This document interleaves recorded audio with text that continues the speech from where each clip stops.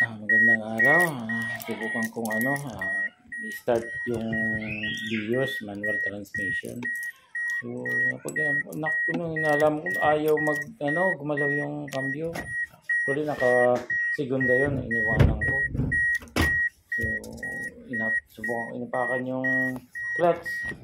Tapos sabay, wala talaga. Ayaw magalaw. So, yun, wala. Stuck, ayaw talaga. So, just 300, tapos baka kakot. Wala talaga. Balik. So, subukan ko yung turn on lang. Yung turn on ko lang yung para baka may kailangan lang yan. Actually, 1 month kung hindi Nagit 1 month kung hindi na paandar. Busy. So, yun. Wala talaga. Papak ng clutch. Wala to.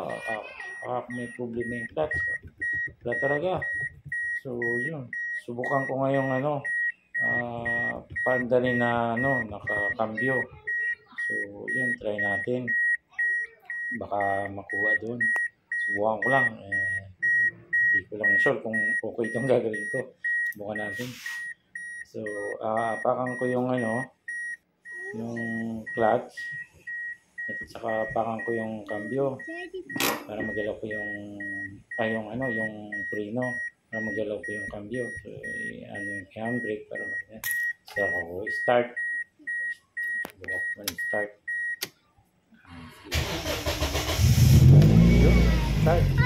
So, subukan ko galawin yung cambio. Yun, nagalaw. Ayos. So, okay na. Okay. Tapos yun. So, yun.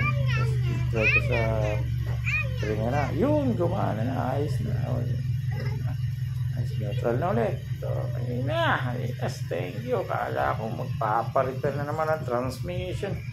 Wala. Salamat. Yun, kaalaman sa mga tropa. Baka may mga ganong issue. Yun lang gagawin natin. Salamat. So, tip lang naman yan. So, hindi man ito yung sure. Okay, salamat po. Salamat. Thank you.